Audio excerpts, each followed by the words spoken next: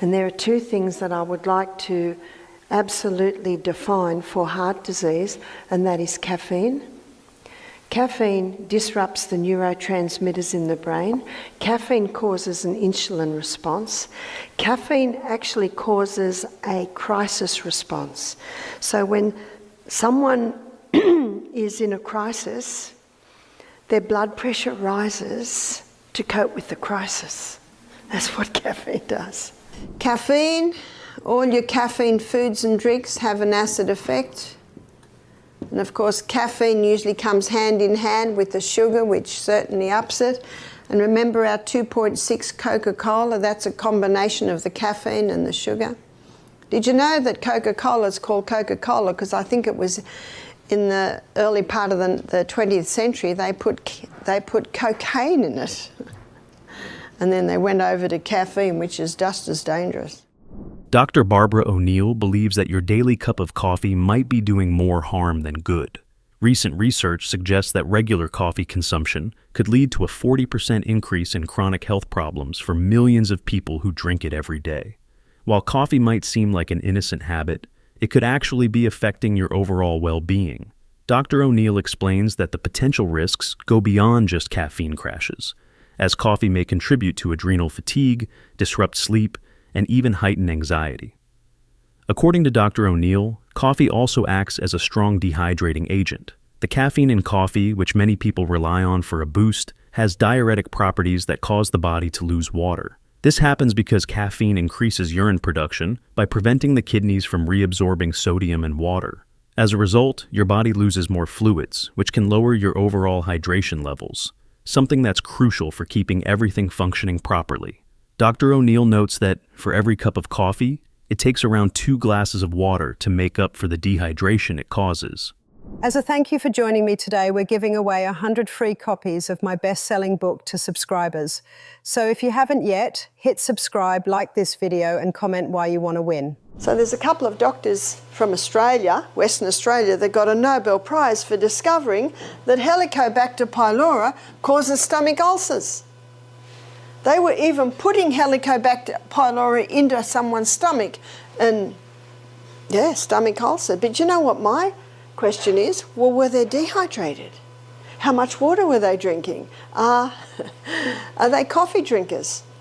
We had a pathologist attend our program. He said, we did studies on coffee and we found it took 5 glasses of water to make up for the dehydrating agents in 1 cup of coffee. Now, when you look at that, I think you'd agree with me, the nation's dehydrated. And Dr. B's book, One of the Body's Many Cries for Water, it actually explains why all of these ailments are happening. The other title to his book is, he's not sick, he's thirsty. The other title to his book is, subtitle, Don't Treat Thirst with Medications. Because when you do take medications, what does that do to your hydration status? Lessens it even more. I know as a psychiatric nurse, you'd be talking to the patients and you can tell their mouth is dry by the way they're talking. So what do? Oh, Coke, coffee. Is that helping? Not at all. In fact, it's contributing to the fact that they're still in the psychiatric hospital, because our brain is 85% water. From the neck down, we're 75% water. Our brain is a hydroelectric system. No hydro, no electricity. When you drink coffee regularly, it's easy to overlook just how much water your body can lose as a result. If you're not making up for that lost fluid by drinking enough water, it can lead to dehydration. This can affect different body functions like digestion, circulation, and how well your body manages its temperature. Over time, dehydration can cause more serious problems like kidney stones, urinary tract infections, or even issues with focus and memory. Dr. O'Neill mentions that a lot of people might not realize the cumulative effect coffee has on dehydration, especially if they're having several cups a day. If you're drinking multiple cups, it's important to balance it out with water to stay properly hydrated. She suggests paying attention to how much coffee you're drinking and making sure you're staying on top of your water intake to avoid the diuretic effect of caffeine. How many adults get up in the morning, first thing they have is, say, orange juice and a cup of coffee? Isn't that the traditional breakfast fluids? And what are they doing when they have their orange juice and their cup of coffee? They're thirsty, they're trying to hydrate, but neither will hydrate them. How clean would your body be if you washed it in orange juice? How clean would your body be if you washed it in a cup of coffee? Water and water alone will supply what the body needs. Drinking coffee on an empty stomach can also be tough on your stomach's natural defenses. Normally, the stomach's lining has a protective layer made of mucus and bicarbonate that shields it from the strong acids used for digestion. When you drink coffee, it can disrupt this layer, which leaves the stomach lining more exposed to acid damage, increasing the chance of irritation or even ulcers. Coffee tends to cause this disruption by triggering the production of more hydrochloric acid than usual. While your stomach needs HCl to break down food, too much of it can overwhelm the protective layer and start eroding the stomach lining. Coffee also contains certain compounds like catechol, which can reduce the production of the mucus that protects your stomach, further weakening the barrier. On top of that, coffee increases the release of a hormone called gastrin, which makes the stomach produce more acid and speeds up digestion. This faster digestion can lead to less time for the stomach lining to protect itself from acids. This is especially tough for people dealing with acid-related issues like GERD or ulcers, as coffee can make those symptoms worse. Another thing to consider is how coffee affects your body's ability to absorb important nutrients. Since coffee acts as a diuretic, it leads to fluid loss, and that dehydration makes it harder for your body to absorb minerals like calcium, magnesium, and iron. Staying hydrated is key for these nutrients to be absorbed properly. Dehydration also slows down digestion, making it harder for your body to break down and use nutrients from food. Coffee can even interfere with nutrient absorption more directly due to compounds like tannins and polyphenols, which bind to minerals and make it harder for them to be absorbed in the intestines. So, while coffee is a beloved part of many people's routines, it's important to be mindful of how it impacts both hydration and nutrition. Most people do, unfortunately, they take things that leach the calcium. So what are the leaches? What leaches calcium out of the body is high acid foods. So that's a high carbohydrate diet, high carb, high wheat, refined sugar, and caffeine. All your caffeine drinks, coffee, tea, Coke, all of those are calcium leaches. This is especially important for people who are at risk of osteoporosis or anemia, since poor absorption of calcium and iron can make these conditions worse. On top of that, coffee's acidity can irritate the stomach lining, reducing the release of digestive enzymes.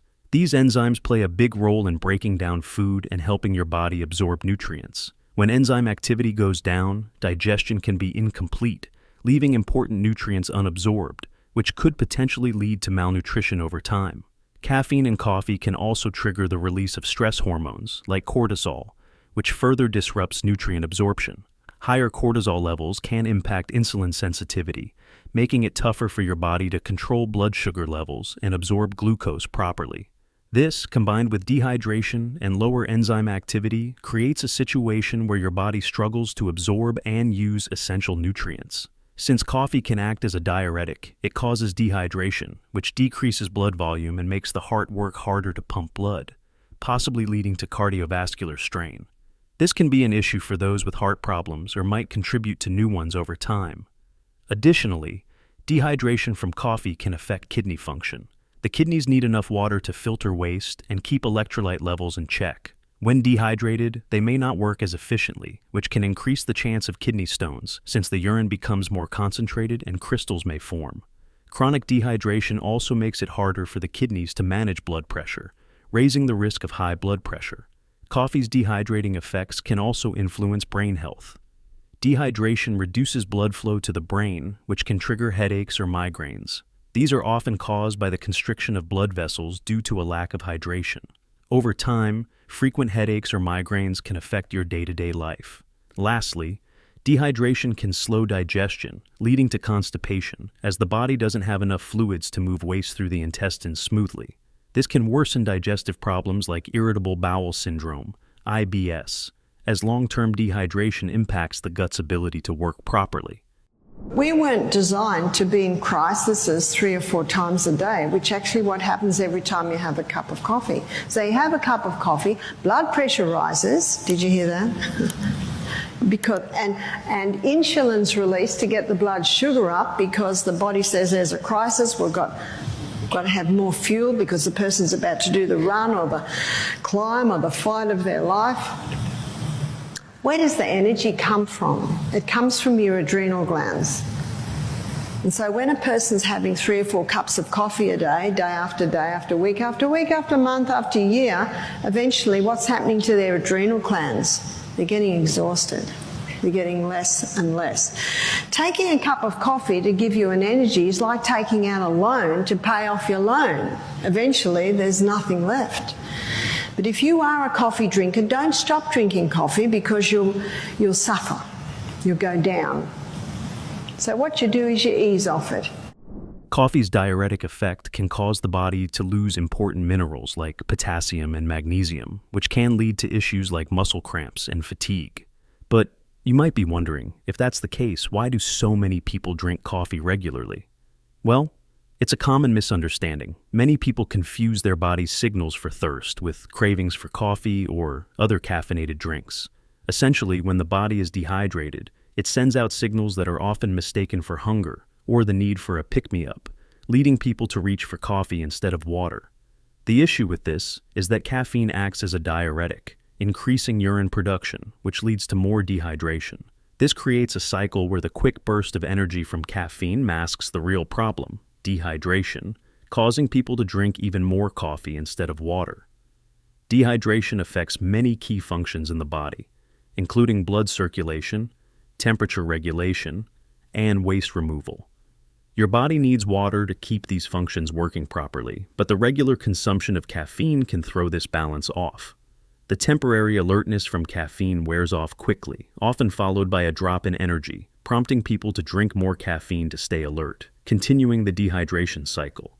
Dr. O'Neill suggests that when you feel the 0-0 thirsty, it's better to grab a glass of water rather than coffee or other caffeinated drinks. Staying properly hydrated helps maintain overall health, supporting things like cellular function, nutrient absorption, and detoxification. So it's important to recognize when your body is truly asking for water and make hydration a priority. By doing this, you can break the cycle of dehydration and feel better both physically and mentally. Believe it or not, hydration plays a big role in how well your brain functions. The brain is about 80% water, so staying properly hydrated helps keep things like neurons and neurotransmitters working smoothly. If you're drinking coffee, which can be dehydrating, it might affect how sharp you feel.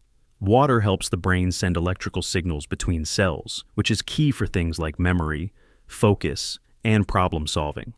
When you're even a little dehydrated, it can throw this balance off, slowing down brain function. This can make it harder to concentrate, stay alert, or remember things in the short term.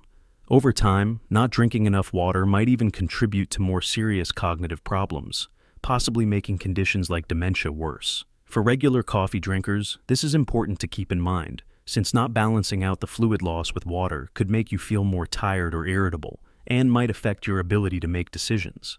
Dr. O'Neill also points out that dehydration from coffee can impact emotional well-being too. The balance of chemicals in your brain is closely tied to how well hydrated you are. When you're dehydrated, it can mess with how neurotransmitters like serotonin and dopamine are produced and regulated. These are important for keeping your mood in check, so when they're off, it can lead to things like anxiety, depression, and negative thinking.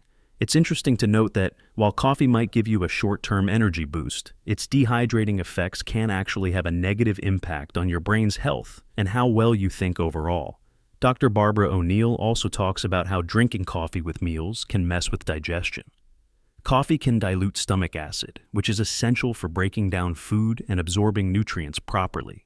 This stomach acid, known as hydrochloric acid, is especially important for breaking down proteins. When you drink coffee during or right after a meal, it lowers the amount of stomach acid, making it harder to digest proteins. This incomplete digestion can cause issues like bloating and discomfort, as the undigested proteins can start to ferment in the intestines. Plus, this affects the digestion of fats and carbs too. Coffee can make it tougher for your body to break down fats and absorb important fatty acids. Carbs that aren't fully digested can also cause gas and bloating. The lower stomach acid also makes it harder for your body to absorb essential minerals like calcium, magnesium, iron, and zinc, which need an acidic environment to be properly absorbed. Over time, this could lead to nutrient deficiencies.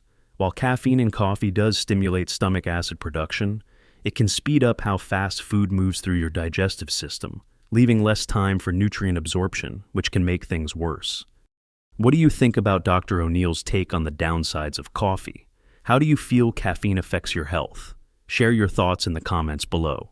If you found this helpful, be sure to like, subscribe, and hit the bell for more health tips.